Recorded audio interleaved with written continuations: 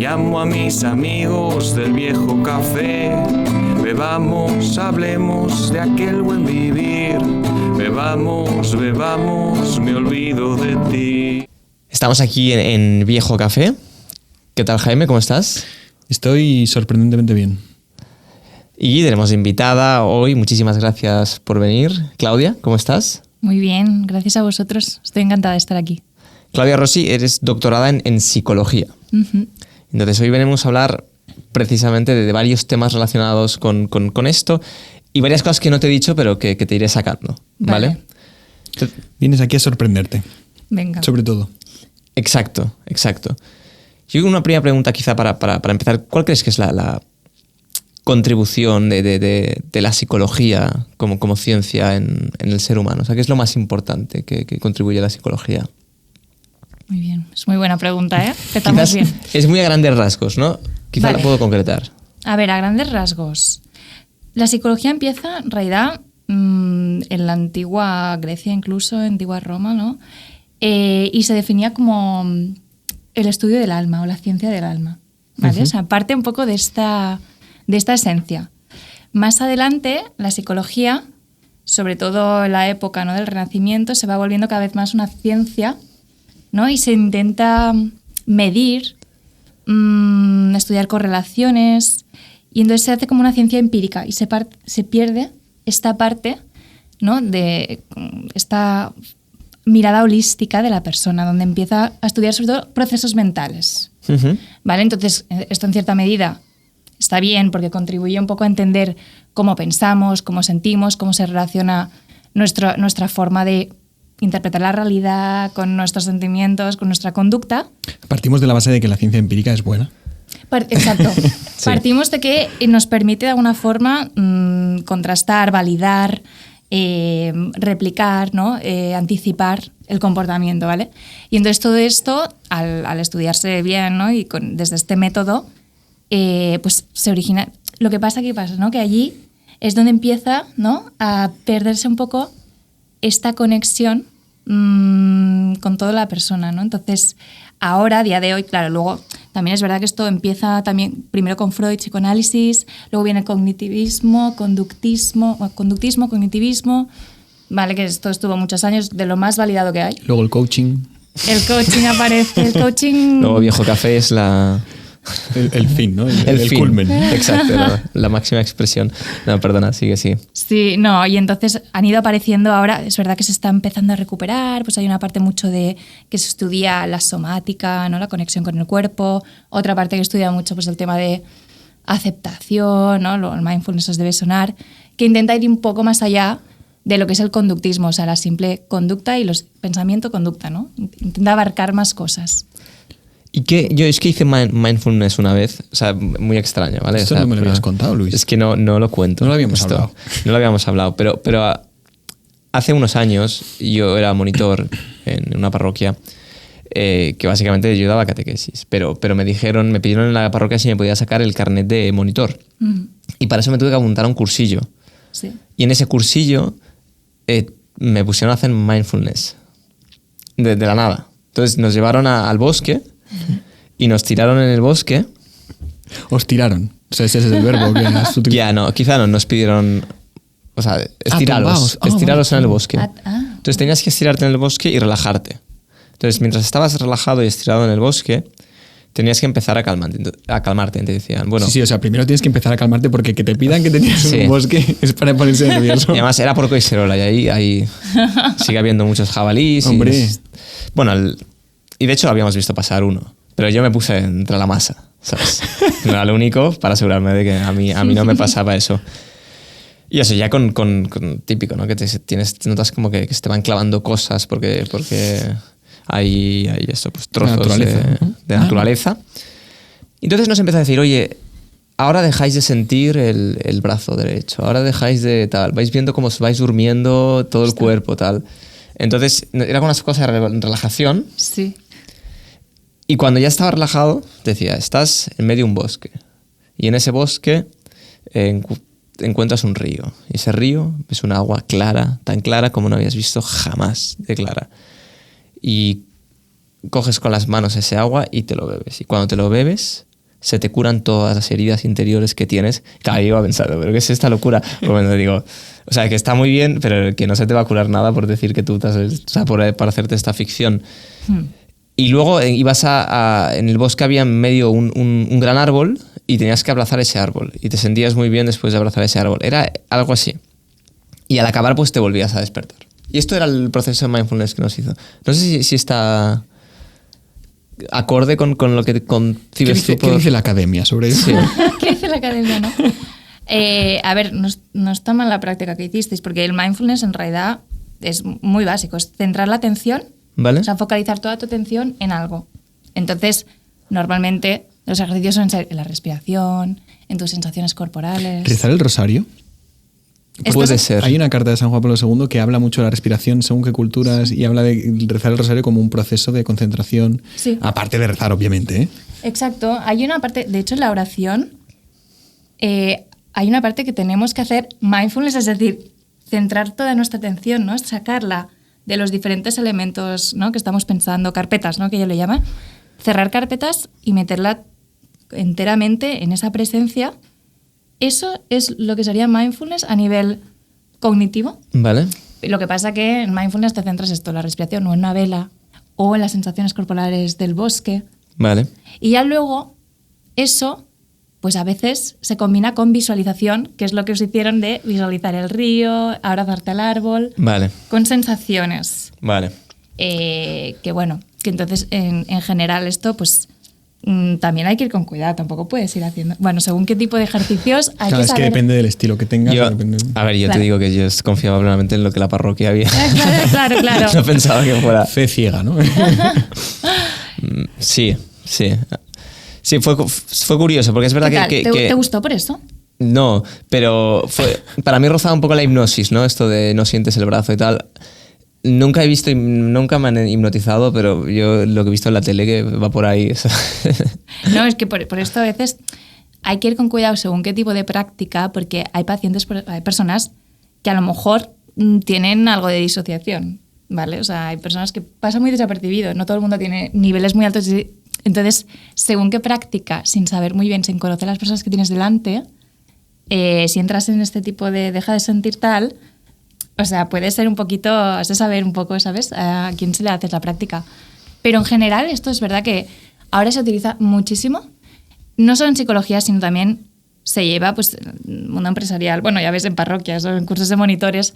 ¿Por qué? Porque en realidad se ha cogido de lo que sería, ¿no? Lo que se cuenta es el ejercicio que utilizan o que describen en las meditaciones budistas, entonces se ha extraído como un poco ese ejercicio, se ha sacado los elementos religiosos y se ha occidentalizado con la palabra mindfulness y un poco se ha comercializado así y se ha extendido, ¿no?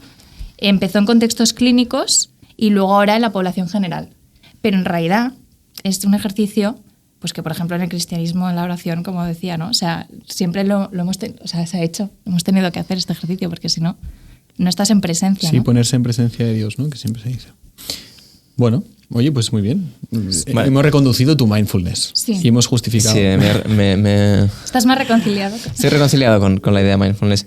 Y esto lo destacabas para poner sobre relieve la importancia de más dimensiones en la psicología, ¿no? Que no fuera solo esta dimensión de procesos psicológicos, sino que había más cosas importantes a tener en cuenta.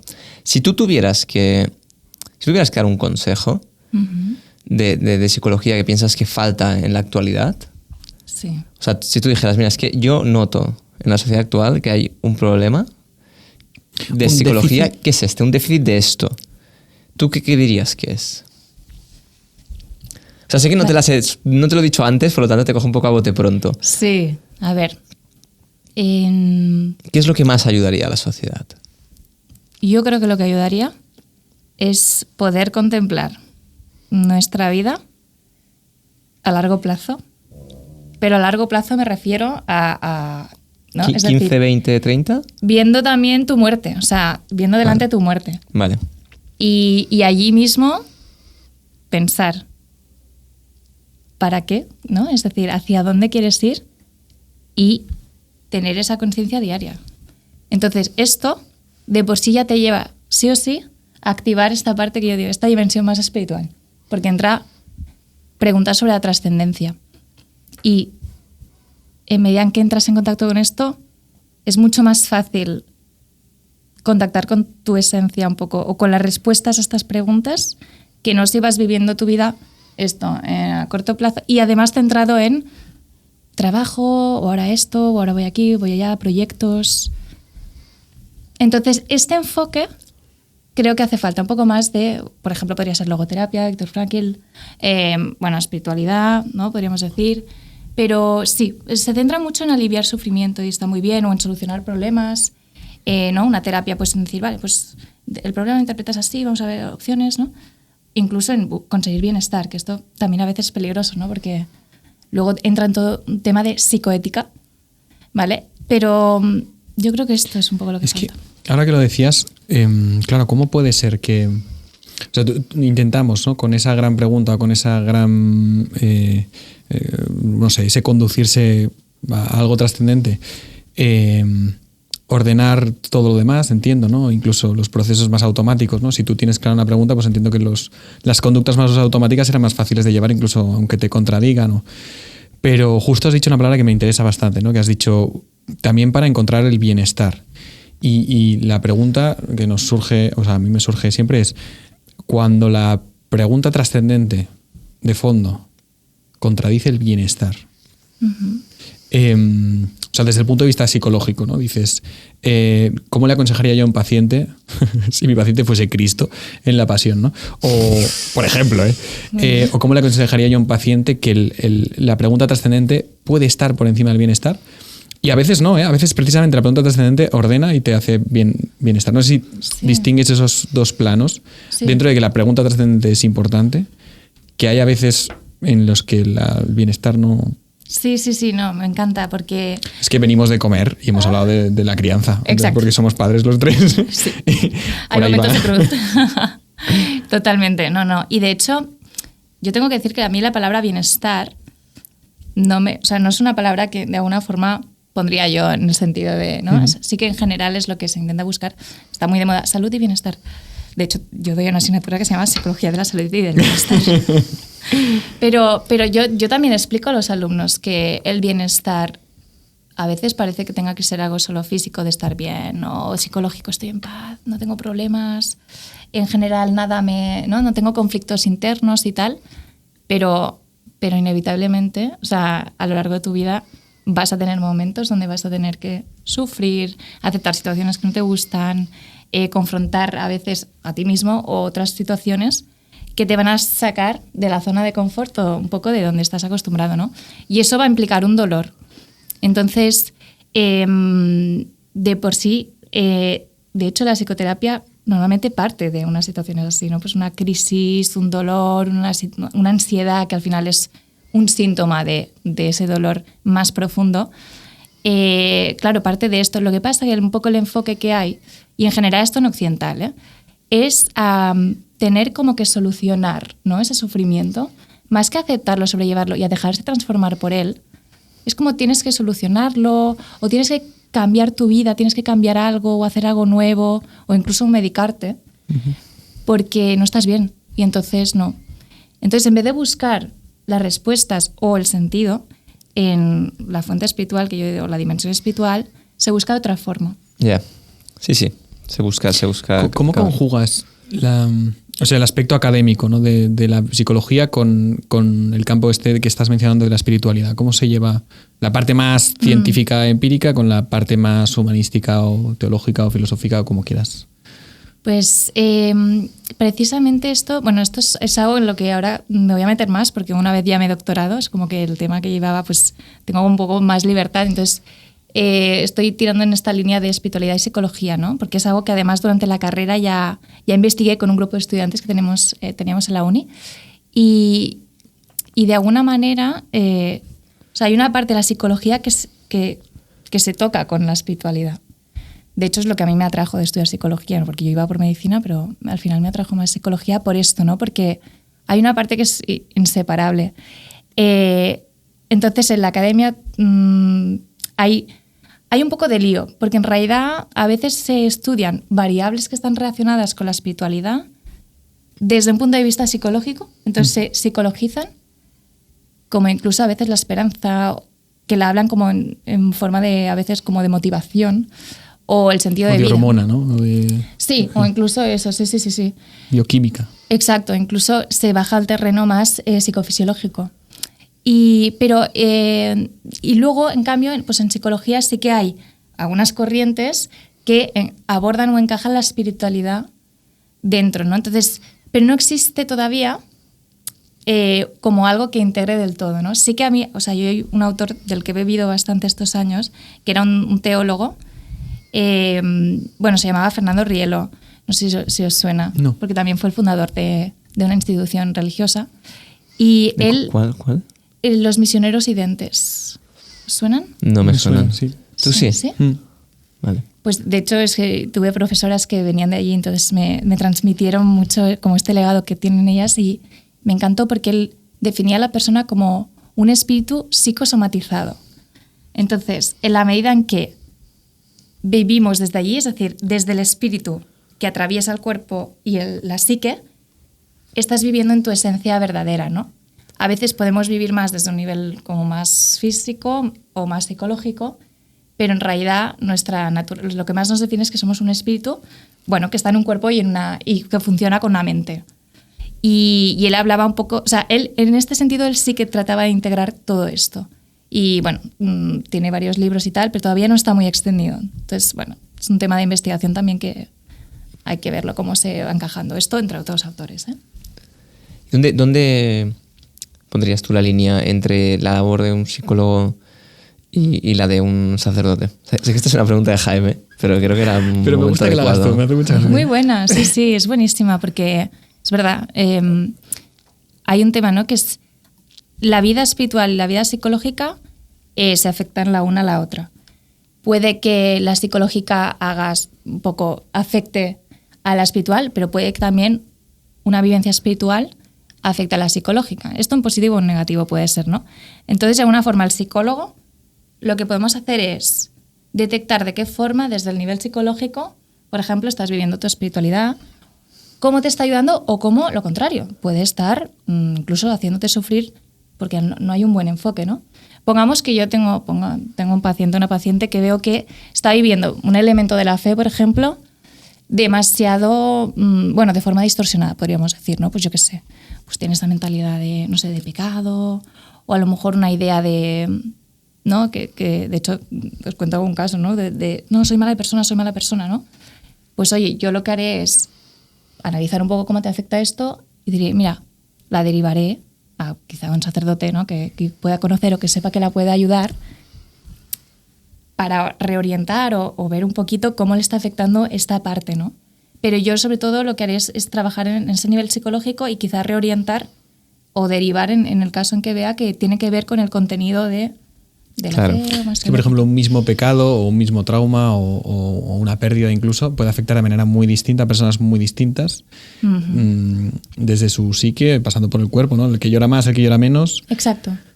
Y cómo, o sea, quiero decir que la idea de sistematizar o tú ves demasiada diferencia entre psiques, entre maneras de llevar procesos así, demasiadas diferencias entre pacientes o entre casos concretos, o ves que realmente se puede sistematizar y ves que, pues mira, hay 3 tipos de personas. No, entiendo que no, pero porque yo a veces sí que pienso en el mundo en el que vivo, el mundo educativo, ¿no? Digo, es que un alumno o distintos alumnos pueden vivir un mismo acontecimiento, una misma broma en clase de una manera totalmente diferente, pero y tienes 30 alumnos y tienes 30 maneras diferentes de vivirlo, ¿no? O el trauma o la separación de unos padres. Sí. Hay muchas maneras de llevarlo. Entonces, ¿o tú crees que se puede más o menos agrupar o ordenar? Yo creo que desde el plano psicológico más o menos se puede categorizar un poco. De hecho, por eso lo que os decía, el estudio de los procesos mentales, tal, ¿no? Esta ciencia más empírica de la psicología nos ha permitido un poco esto. Y de allí, pues por ejemplo, también se derivan los criterios diagnósticos de trastornos, pero también en nivel saludable también puedes categorizar estilos de personalidad y tal. Pero cuando entra ya más este plano, el espiritual, realmente es único y individual. Porque tanto puedes tener una historia con un trauma muy bestia en la infancia, además podríamos decir la infancia incluso preverbal, ¿no? Cuando el niño todavía no tiene palabras para definir lo que le pasa y ver cómo eso de golpe esa historia, por una serie de situaciones, pues esa persona es capaz de tener una vida pues, perfectamente funcional, plena, con un sentido brutal, que a lo mejor desde un punto de vista psicológico dirías, ¿cómo puede ser? Pero si según las teorías de trauma, esta persona no podría estar en este nivel de plenitud y funcionamiento. Pero pues allí yo creo que es donde entra el plano espiritual, o donde entra pues de alguna forma Dios allí, o esa gracia, sin que quizá la persona lo sepa, que es capaz de transformar cualquier historia que psicológicamente podríamos predecir como condicionada, ¿sabes? Uh-huh. Y eso es una de las cosas que más me fascinó también durante la carrera, porque leí la biografía de este hombre, se llama Tim, pero no me sale el Tim Gennard. Sí. Y más fuerte que el odio. Sí, más fuerte que el odio. O sea, yo me quedé fascinada porque dije, realmente, o sea, cada persona y cada historia vital es una obra de arte en realidad, ¿no? Porque hay tantos elementos que entran en juego, genética, familia, primeras experiencias de educación, tal, decisiones personales, y cada una acaba de una forma diferente, ¿no? Pero que también si dejas entrar, ¿no? Pues que pues puedes llegar a tener una vida preciosa, ¿no? Entonces yo creo que en esa parte, creo que es como cada persona tiene una forma única de vivir la vida en general. Luego, por ejemplo, yo que tengo 2 hermanas psicólogas, dos. Una por abajo y otra por arriba, ¿vale? Entonces, aparte de que nos conocemos de hace tiempo contigo, sí. O sea, las psicólogas están cerca de mi vida y en el mundo creativo ni te cuento. Sí que a veces os pasa, esto os puede decir, que o sea, que nos diagnosticáis a los que no, o sea, enseguida dices, esto es que tienes... Entonces la pregunta es, no va por ahí, o sea, no va a criticar eso, simplemente es, vale. Yo lo que veo y lo que digo siempre es evidente que todos tenemos que controlar o que tener en cuenta esta parte psicológica. Sí. Entonces, que creo que por ahí va la pregunta al principio, Luis, y si no me dices que no y me mandas a la mierda. Pero sería... No. A ver. Gracias. Lila. Entonces, sería... ¿cómo alguien que igual no es consciente de un trauma profundo o igual no siente la necesidad puede estar atento a la parte más psicológica de su ser, ¿no? Uh-huh. A los procesos más de tu campo, sin necesidad de decir, oye, mira, es que tienes que ir a terapia tantos días o... Igual lo necesitas, pero ¿cómo podrías en un primer momento tener cierta atención por estos temas? Si nunca has pensado que lo necesitas o si eres de los que dice, pues yo con un cura o con mi madre ya lo hablo todo. ¿Cómo tendrías, o sea, qué dirías... ¿Qué consejo darías a estas personas? En principio, si una persona ha habido una situación, oye, de alguna forma tiene una vida, ¿no? Bien funcional, ¿no? Esa persona, pues, cuando conecta consigo misma, se siente bien de momento, que vaya tirando. Yo nunca iría a alguien y diría, oye, tienes un trauma, tienes que venir a trabajarlo. ¿Sabes? Nunca. En la calle, ¿no? Incluso en mis mismas psicoterapias con pacientes, cuando veo algo y el propio paciente no lo está manifestando porque evita el tema, tal, yo tampoco vengo allí, oye, tenemos que hablar de esto, ¿verdad? O sea, en eso hay que ser muy respetuoso porque puedes también romper un poco el equilibrio de la psique de esa persona. Quizá no está preparada todavía. Uh-huh. Yo creo que en algún momento aparece. En algún momento hay algo que te confronta o incluso puede ser algo psicosomático, que ahora se está estudiando mucho, ¿no? Oye, de golpe tienes cólicos o de golpe tienes, no sé, un dolor muy fuerte o incluso dolor crónico a veces, ¿no? Entonces hay mucha serie de, ahora que se llaman trastornos psicosomáticos, que tienen su origen en un trauma. Entonces, cuando vas al trauma y lo resuelves, muchos de estos trastornos, estos dolores desaparecen. Y orgánicamente son reales, es decir, no es que la persona esté... Son reales, pero que tienen un poco... vienen de allí. ¿Por qué? Porque la mente en ese momento no puede aceptar, no puede contactar con eso, entonces lo hace el cuerpo. Y a través de allí, pues algunos van a médicos, no, bueno, tienes esto, pero no hay un tratamiento para esto, ¿no? Entonces acaban yendo quizá, yo que sé, una psiconeuroinmunóloga o directamente lo derivan al psicólogo y ahí es donde quizá puede empezar un proceso. Pero de entrada, si no hay, entre comillas, un dolor, una molestia, una afectación, una inquietud, cada uno que siga tranquilo, ¿no? En este sentido. O sea, ese es el parámetro para saber si tienes que acudir a un psicólogo o no. Si hay de alguna forma una enfermedad o un malestar y después de, evidentemente, haber visto, ¿no? Un poco, pues yo qué sé, pues imagínate, tú hablas con a lo mejor tienes un malestar, lo hablas con tus amigos, se te pasa, o lo hablas con el sacerdote y tal. Claro, yo los hablo aquí. Pero si Tengo un perdura. podcast. Exacto. Oye, si eso perdura, te está dando un sufrimiento emocional, además va a más, está empezando a perjudicarte en este sentido, pues es una señal. Pero te encuentras con gente, igual yo soy de esa gente, no lo sé, pero sí que te encuentras con gente que o lo niega o busca, tirar para adelante, ¿no? Sí. Entonces, la idea sería, no esperemos a que esté todo inundado, estate atento a estos indicadores, ¿no? Que igual ya lo estamos todos, ¿eh? Sí. No sé, o sea, Sí. pienso que, pues yo qué sé, la estabilidad en casa, con la familia, con la mujer, con los hijos, la estabilidad en el trabajo, pues son indicadores interesantes, ¿no? Ah, claro, exacto. Pero bueno, que barajar la posibilidad de que no sea que has tenido mala suerte porque el jefe te odia o has tenido mala suerte porque tu mujer no te soporta o porque has puesto mal la vajilla, sino que igual hay algo que te pasa y que no estás bien. Sí. Yo creo que eso iría bien. Y mira que no soy el principal abogado de la psicología, pero veo que dentro de que se estila mucho y se está poniendo muy de moda, entre comillas, lo que tú has dicho me ha gustado mucho, psicologizar ciertos problemas que no son psicológicos, también es verdad que hay... luego hay cierta cerrazón, ¿no? Se cierran en banda, incluso gente que va a terapia, que dices... Coño, ¿y esto no lo has visto? O sea, de verdad. Ya. Porque todos lo vemos. Igual te lo está diciendo tu terapeuta y no lo escuchas, ¿no? Ya. No sé. Sí, es verdad que en cómo estás tú como el entorno, con el entorno, es decir, en relación, también por allí surge, ¿no? O sea, dicho el nivel físico, cuando el emocional, pero en el relacional también. Y allí también tienes personas cerca que a veces te pueden hacer de espejo y decir, oye, últimamente te veo como muy irritado, te veo como que estallas a la primera, ¿no? Y esto también, yo creo que en cierta medida también hay que perder un poco ese miedo a ir al psicólogo. Bueno, yo no sé si os daría miedo, no sé si habéis ido nunca, pero en general a veces respiro un poquito, creo que más en hombres, como un poco de miedo a ir al psicólogo, cuando en realidad, lo que has dicho tú, no hace falta estar fatal, porque todos hemos sido tocados por algo a lo largo de la vida, es lo natural. Pero más que miedo, a mí lo que me parece problemático de un psicólogo es estás poniendo tu vida en manos de alguien que tampoco tienes muy claro, ¿no? Si es un buen conductor o no, ¿no? Vale, Es sí. el Bueno, amigo, la dirección espiritual es un poco por ahí. Bueno, pero con diferencias. Y los maestros ¿no? o profesores también. O sea, damos por hecho, hay un principio de autoridad que se respeta, pero acuérdate de nuestros tiempos universitarios. ¿Cuántos profesores podían perfectamente no darnos clase de lo que nos daban clase y los tuvimos enfrente? O sea, que el principio de autoridad se puede romper en muchos casos. Pero no tienes la impresión, Jaime, de que está más generalizado, que haya psicólogos que optan por una serie de líneas, digamos, de investigación o de trabajo, de las que son completamente opuestos a la manera en que pensamos. Claro, entonces este es primero detectar cuál es un buen psicólogo del que no es.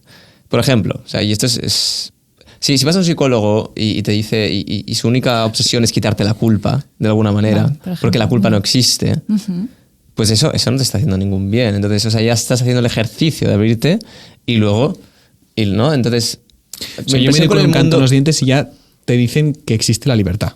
Entonces ya ahí dices, bueno, con esto ya podemos trabajar. Que en muchos casos te dicen que no, el conductismo, ¿no? Y distintas escuelas que, claro, al estudiar tanto el proceso bioquímico y tal, llegan a negar la propia libertad humana. Y dices, es que aquí ya no podemos trabajar. O sea, voy a que automáticamente me quites el problema y yo siga funcionando de manera automática porque la realidad me orienta y me dirige como si fuera un hámster en un... Pues vete tú a tu jaula, ¿no? Claro. Pero, o sea, ya no te digo que te quite... O sea, bueno, esto también, pero incluso muchos que no respetan la libertad. Pero también es cierto que conocemos a muchos psicólogos que sí que la respetan y que... Tus hermanas, por ejemplo. Por ejemplo. Sí, claro.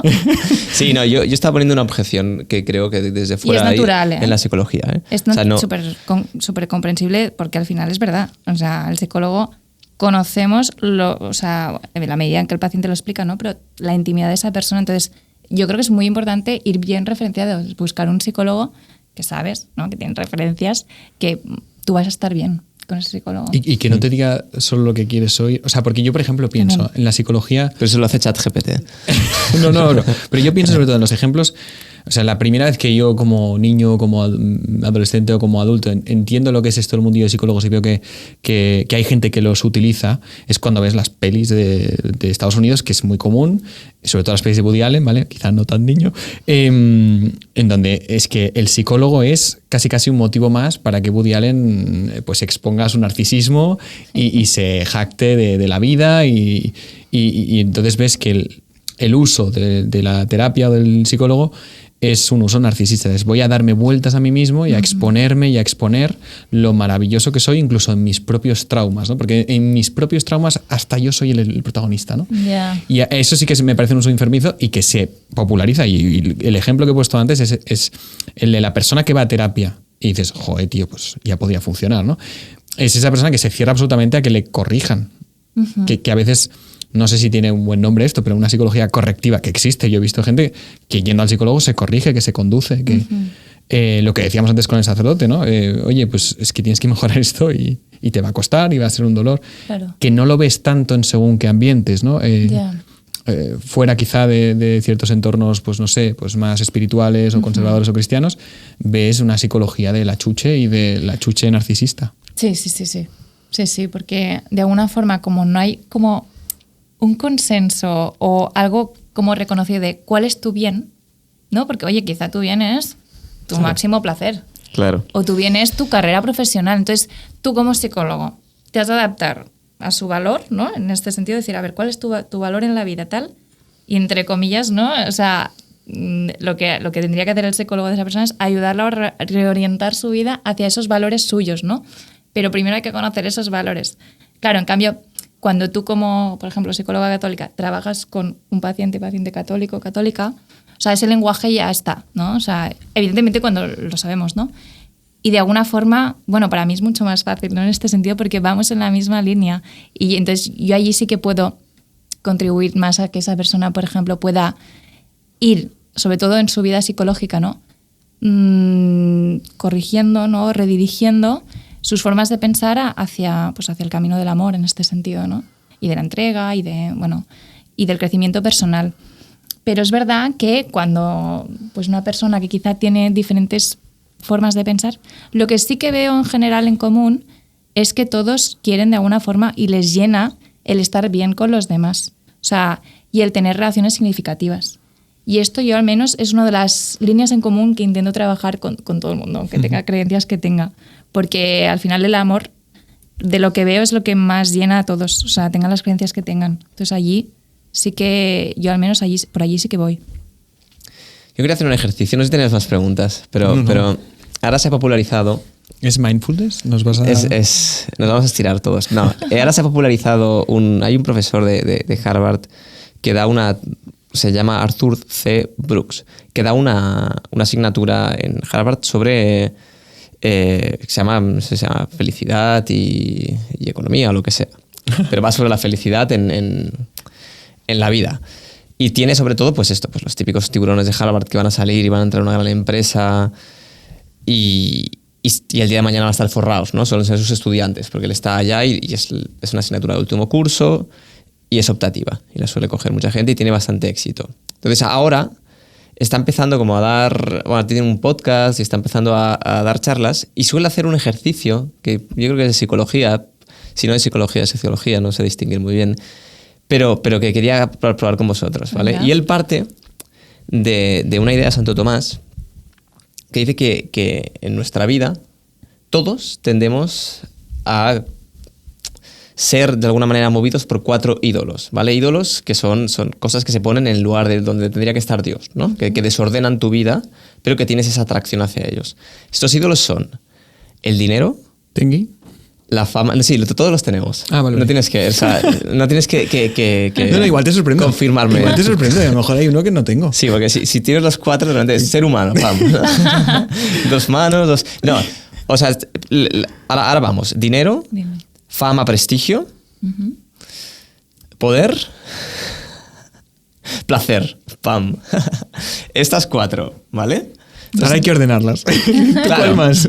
No, entonces, lo que dice es, mira, que es el pensamiento de Santo Tomás. Dice, o sea, todas son realidades buenas en su debido orden. ¿No? No estamos hablando de cosas que sean malas. El problema es cuando ocupan el centro de tu vida. Que tus acciones se mueven para conseguir eso, ¿vale? Y no lo ordenas de manera adecuada. Lo primero que haces de estas 4, entonces, yo no sé si lo quieres hacer tú, Jaime, el ejercicio o no. Ay, qué miedo. Sí. Venga, hagámoslo contigo. Venga. Vale. De estas 4, si tienes que renunciar a una, y renunciar a una no significa que no tengas nada de eso, sino que tengas el nivel medio de todo el mundo, ¿vale? ¿A cuál renunciarías? Fama, la primera de todas. O sea, prestigio, fama sería la primera que echarías. ¿Por qué? Porque me siento como una cantante de trap. No, pero porque es que me parece la más superflua, la menos interesante y la menos gratificante. Vale, esta sería relativa a la percepción que tienen los demás de ti. ¿Vale? Luego, si te quedan 3. Vale. Dinero, poder y placer. Poder, ¿por qué poder?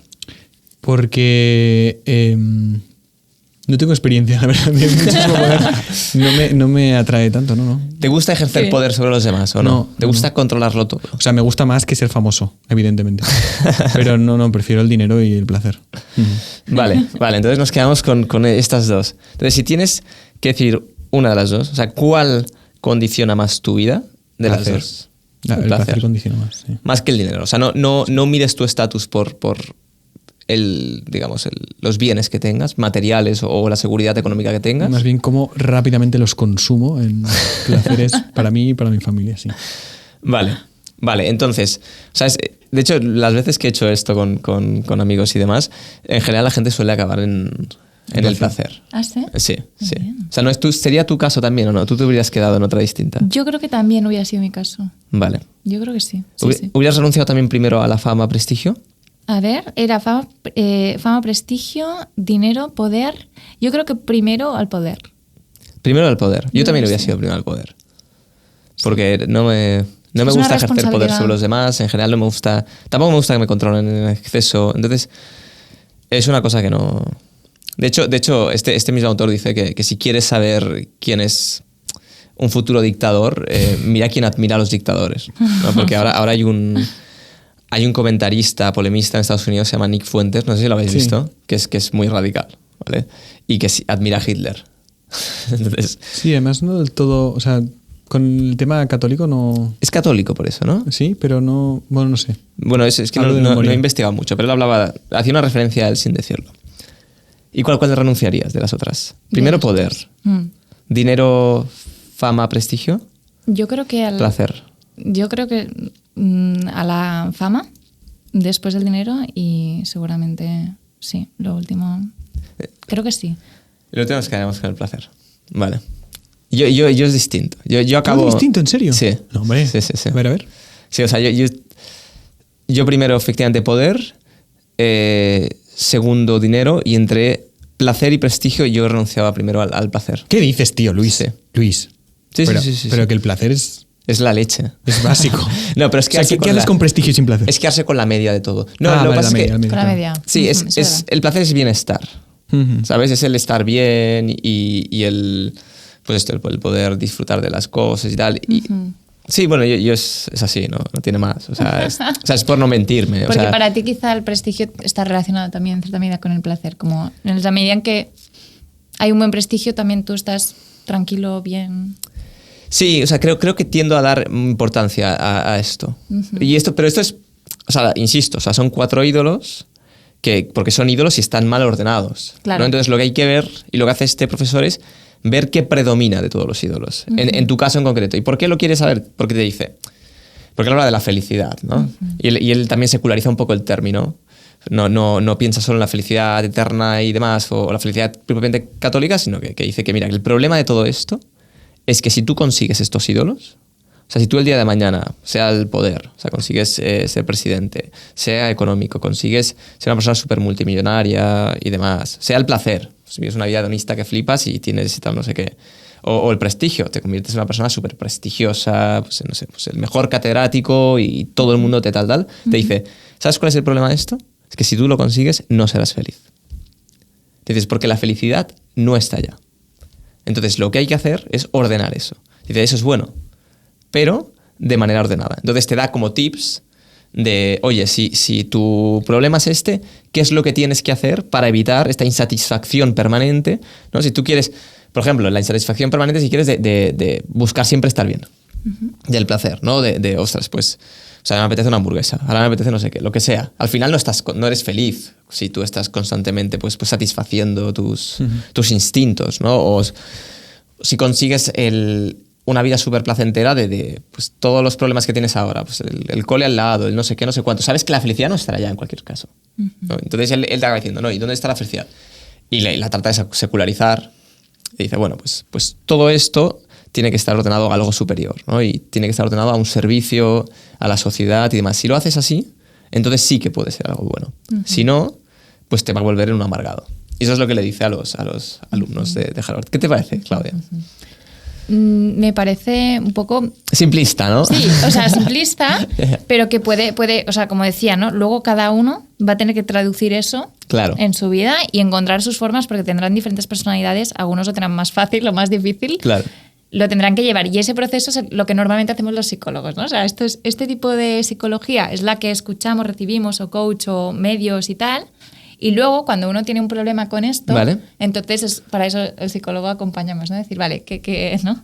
Pero o sea, yo creo que está bien que hablemos de esto. O sea, es bueno que se hable, que las personas puedan reflexionar sobre cómo ordenan su vida, cómo tal. Luego hay un nivel más profundo y entonces uno pues puede hacer este camino bien, o sea, y hay otros que quizá van a necesitar a lo mejor un acompañamiento, ¿no? Claro, sí, no, y al final de alguna manera pues enlaza con lo que decías tú al principio, que cuando te preguntaba que era la pregunta que quería hacer, por cierto.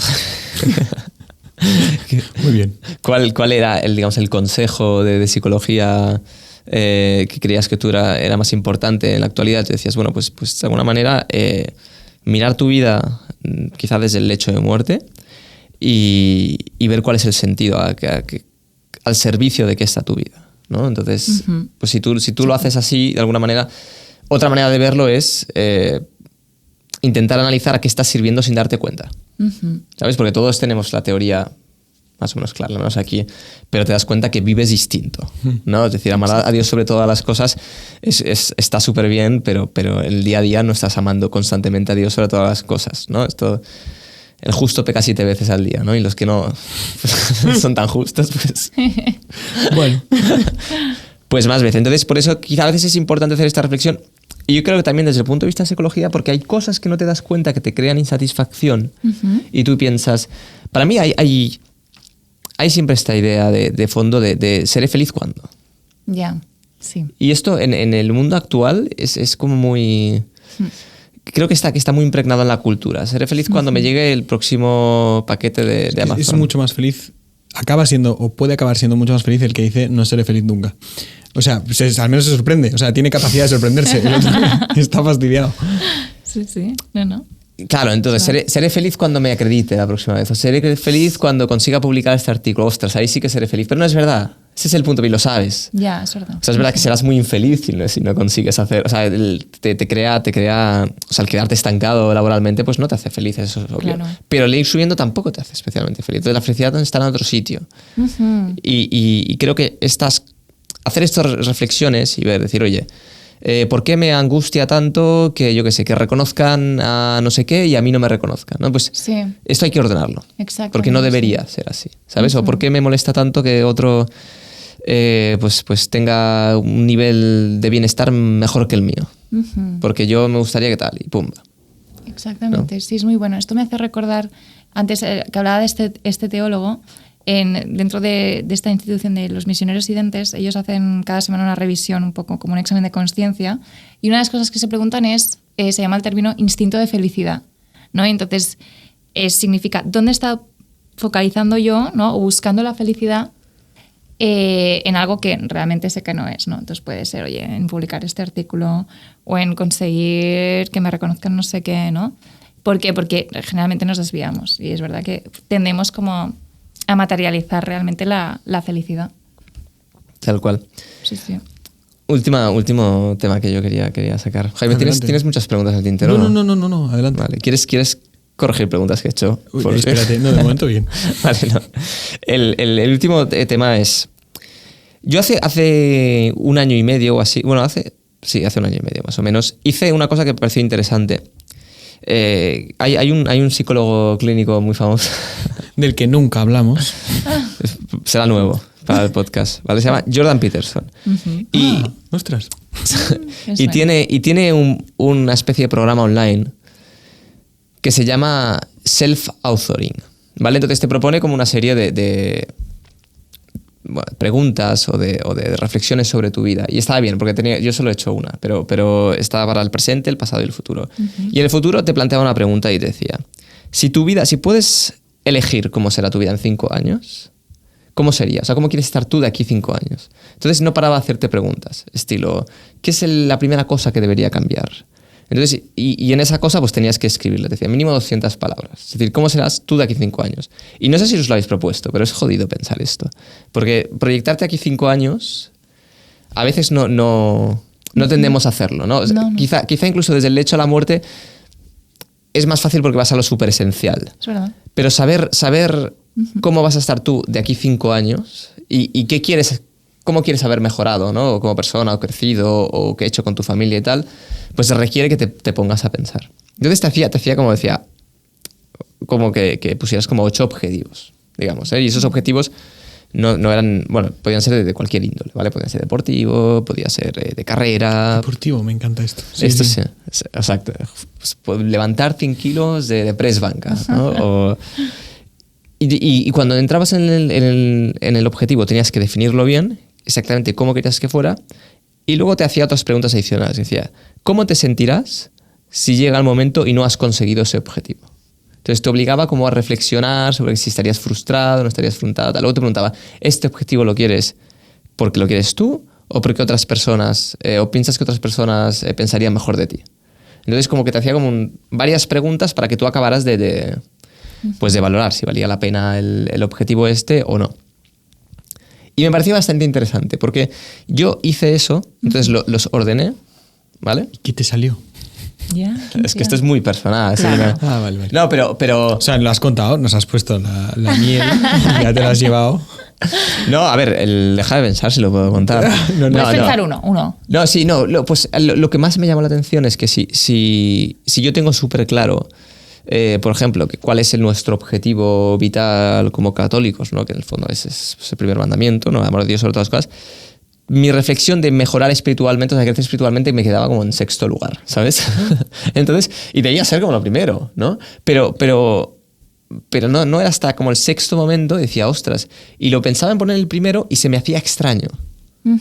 Se me hacía, no, cuando consiga esto, ya conseguiré esto. De alguna manera estaba supeditando.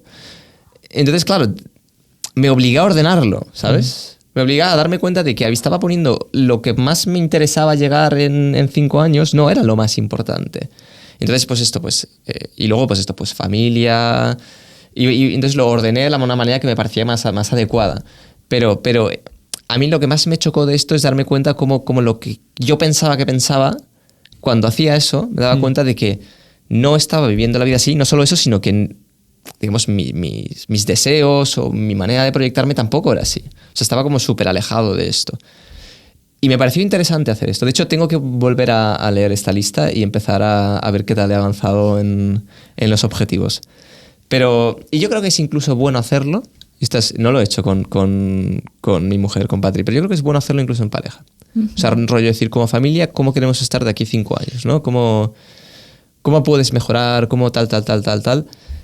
Porque lo tienes presente, ¿sabes? Y como decía Schopenhauer... Ah, mira. Muy bien. ¿Qué decía Schopenhauer? Ni idea. En alemán, por favor. Springsteen, No, en alemán no existe. No, oye, ¿y qué opina la invitada de todo esto? Que has soltado aquí un ahora voy. discurso. Acabo con Schopenhauer. Que es verdad.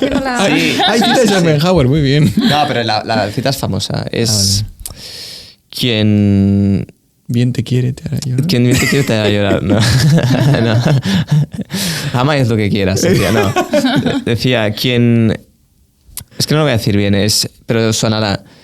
Quien no navega ningún puerto, ningún viento es favorable. Es algo así. Esta es la idea, ¿no? Que tú necesitas un sitio hacia donde ir porque si no... Muy voluntarista, ¿eh? Nada. Claro, bueno, o sea, es una dimensión que se ha de complementar con el resto de Pero es verdad que, bueno, pero el día de mañana, si quieres llegar a un sitio, necesitas un puerto al que dirigirte. empezar. Entonces, esto quizás es el puerto. ¿Qué piensas de todo esto, Claudia? Pues yo pienso que qué chulo que hagas estos ejercicios, la verdad. Está súper bien. Que son muy útiles, yo creo que son interesantes, mira, incluso para según qué paciente lo voy a usar también este ejercicio. No, y luego creo que es muy bueno realmente hacer esta reflexión de ya no solo estoy ordenando según realmente lo que para mí es importante, sino el motivo por el cual de forma automática has puesto por delante otras cosas. Porque a mí lo que me venía a la mente, claro, yo no sé qué pusiste por delante, pero muchas veces puede que lo que pusiste por delante es algo que ahora en tu vida es donde más te encuentras contigo mismo y con Dios. Pongamos, por ejemplo, estar más presente en casa o acompañar mejor a tus hijos en rabietas, ¿no? O, yo qué sé, ser más puntual, ¿no? A lo mejor son cosas que si tú haces un examen racional dices, pero en realidad esto comparado con la vida espiritual tendría... Pero en realidad quizá allí es donde más estás creciendo también espiritualmente. Esto es lo que a mí me ha venido quizá... Sí, es una buena lectura. Yo creo que no era el caso. Es que igual pero quizá no era el caso. Igual el primer puesto puso ser millonario, ¿sabes? claro, no sé cuál Sí. era el caso. No, pero es verdad que es lo que tiene la vida espiritual, ¿no? Que se proyecta sobre el resto de realidades, ¿no? Y que las hace buenas. Sobre todas. Eso es sí. cierto. Ujú. No, entonces es verdad que es interesante. O sea, todo lo demás... Pero claro, todo lo demás tiene que estar ordenado a esto. Ese es el punto. O sea, de alguna manera mi reflexión, que para mí era un poco una alarma, era pensar, bueno, ya espiritualmente trataré de crecer más cuando haya conseguido esto, cuando esté en una posición que no sé qué, cuando no sé qué. Ya, como cuando una no es- tarea... Justo. Ujú. Entonces ya seré santo cuando, ¿no? O ya buscaré aspirar de verdad a la santidad. Entonces me di cuenta de que no tenía que ser así. Pero es verdad que lo que dices tú es interesante, ¿eh? O sea, que esas mismas cosas que estaban por encima también, de alguna manera bien ordenadas, están Puede que te santifique. puede ser, de hecho puede ser el camino, mi camino concreto para esto, sin duda, sin duda. O sea, no, mi intención no era volverme Claro. un monje de clausura ni nada de esto, ¿no? ¿Sabes? Lo he dicho a ciegas, o sea, que No, a es lo mejor había otras es lo que cosas. nos distingue del budismo, ¿no? El problema no está en desear o en proponerse, sino en ordenar las prioridades, ¿no? Y con esto yo también quería meter mi cuña, ¿no? Porque hemos Claro. hablado... Es que justo se acaba el tiempo. Oh. Es broma, es broma. Oh, no, que has hablado de Santo Tomás, ¿no? Y tú conoces muy bien la tradición, ¿no? De algunos psicólogos, unos cuantos, ¿no? Que se arraigan mucho en la teología y en la filosofía y en Santo Tomás. Y yo no me he leído la Suma Teológica, ¿vale? Lo siento. Pero sí que he acudido en algún momento por un tema de literatura, estudiando un tema de literatura con respecto a, bueno, al amor, cómo trataban el tema literario, pues muchos se basaban en tratados sobre el amor, psicológicos, que a su vez se basaban en lo que dice Santo Tomás en la Suma sobre el alma humana, las pasiones y en concreto la pasión amorosa. Entonces me zambullí en lo que decía sobre el amor y dices, pero esto es una pasada en el sentido en el que sistematiza muchas veces, ¿no? Y intenta encontrar, ¿no? Elementos de las pasiones y de cómo funcionamos de una manera súper práctica, ¿no? Y empírica, ¿no? Y describe muy bien, sin escandalizarse en ningún momento, sin distinguir entre lo malo absoluto, ¿no? Y lo bueno absoluto, sino el bien del alma, el bien del cuerpo, el bien de... Y cómo va explicándote todo eso, me recuerda bastante a esto que estabas diciendo de ordenar, ¿no? Lo primero, ¿no? Con prioridades igual más... ¿no? Con respecto al placer, pero ojo, que luego tenemos una dimensión espiritual y tenerlo todo en cuenta, ¿no? Que decías tú al principio, ¿no? Yo he hecho menos una psicología holística, ¿no? Que lo tenga todo en cuenta, ¿no? Lo humano sin dejarse nada, ¿no? Claro. Pues, o sea, igual haría bien, no lo sé, no sé cómo lo ves, ¿no? Pero esta psicología que hemos visto, que hemos analizado como más bioquímica o más de fármacos o la más narcisista, igual necesitaría pararse un momento, ¿no? Y filosofar un poco más o darle un poco más de vueltas, Sí. o no lo ves así. Sí, yo lo veo así. O sea, volver otra vez incluso a leer los clásicos, porque ya se ha hablado de esto. Lo que pasa que ahora pues hemos olvidado un poco el pasado, ¿no? O sea, nuestra historia Incluso ahora también cuando decíamos, ¿no? Cuando comentábamos de uno tiene que mirar su historia para adelante, pero también hay que mirar la de atrás, ¿no? O sea, también hay que mirar tus orígenes, lo mismo nosotros como humanidad, ¿no? O sea, porque hay muchas cosas que estamos hablando hoy, pero como decía, ¿no? O sea, en la antigua Grecia y tal, pues ya se hablaba del alma, ¿no? Entonces, yo creo que nos iría muy bien filosofar, sí. Qué bien. Sí, sí. ¿Qué libro recomiendas? Es que justo, y lo hablé contigo antes de hacer el podcast, y lo hablamos en un podcast al principio de temporada.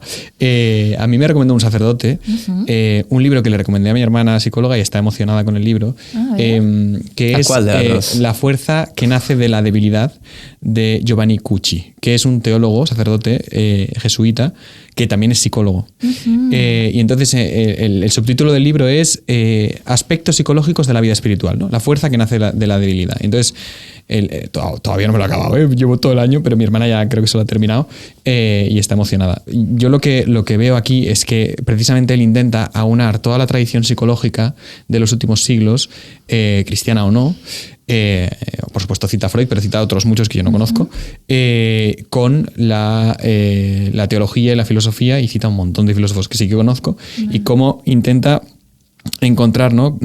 Correspondencias o equivalencias entre lo que han dicho los filósofos, lo que han dicho los psicólogos, lo que vivimos en nuestra época, y hay capítulos verdaderamente maravillosos. Al principio, cuando habla del deseo, es una pasada. Y esto que decía antes de que no se escandaliza, es un sacerdote jesuita que da clases en Roma y no se escandaliza por nada, ¿no? Te explica, digamos, la visión. Puedes tener tus quejas o puedes tener tus críticas. Yo tampoco digo que sea un libro perfecto, pero es ese intento de aunar lo que sabemos de la psicología o que sí que valoramos de la psicología hoy, con lo que quizá algunos sí que valoráis, pero que en general en el mundo de la psicología no se tiene en cuenta, o porque no se ha leído o porque lo desprecian por el tema trascendental, o que él lo consigue aunar muy bien. Ah, qué bien, qué interesante. Así que ya te he recomendado el libro, Luis. La fuerza, se lo estaba preguntando a Claudia. Sí, es que me dijiste que te lo estabas leyendo, porque has dicho el título y digo, uy, pero si La fuerza que nace... No, pero mira, me ha generado interés. Me lo miraré. Pero es que no tiene pinta de estar en ninguna biblioteca. O sea, lo voy a tener bueno, yo te lo consigo. ¿Me lo consigues? Sí, pagando todos los derechos de autor que hagan falta. Qué bien, qué bien. ¿Y tú recomiendas alguno, Claudia? El hombre en busca del sentido. Este es un básico. Clásico. Este es un básico. Y ahora me pillas un poco así. A ver, a mí me gusta mucho leer bibliografías donde ha habido un proceso de transformación personal hacia arriba, ¿no? En el sentido de crecimiento, ¿no? Pues, por ejemplo... O sea, la de Hitler no, por ejemplo. No, precisamente. Es hacia abajo. Bueno, si quieres ver hacia dónde, ¿no? Claro, es con una lectura negativa. Exacto, una lectura negativa. Bueno, por ahí se empieza y luego acabamos en el mal. Sí. No, pero yo, por ejemplo, he disfrutado mucho leyendo esto, ¿no? Pues Tingenard, Etty Hillesum, Eite Weiger, Viktor Frankl... ¿Qué más? He escrito varios, pero ahora me he escogido un poco así.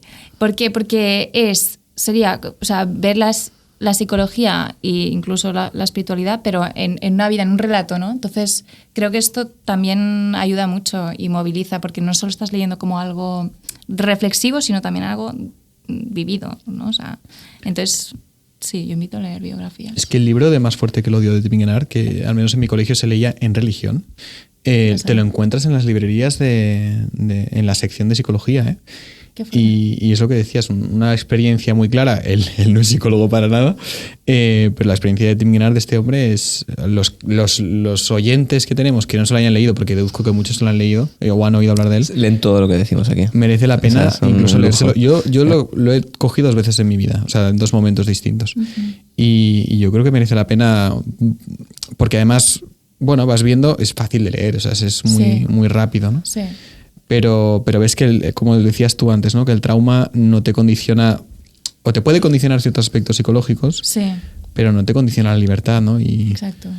Y bueno, hay historia, ¿no? Ahí porque todo él, vamos, o sea, incluso en la propia conversión, mirándolo ahora en perspectiva, pues decir, bueno, pero es que esto, conociéndolo a él o las charlas que hice él, esto ha cambiado, ¿no? Y te puedes ver incluso eso. Sí, es una pasada. Pues lo vamos a dejar aquí, que ya hemos pasado de la hora acordada y creo que tenemos que hacer cosas. Pero muchísimas gracias por venir, Claudia. Gracias a vosotros por invitarme. Hombre, un placer. Y seguirnos en las redes sociales los que nos escuchéis. Que tengáis. que tengáis. Cualquiera. Si no estamos, pues no nos sigáis. Pero si estamos, pues genial. Muchas gracias. Llamo a mis amigos del viejo café. Bebamos, hablemos de aquel buen vivir. Bebamos, bebamos, me olvido de ti.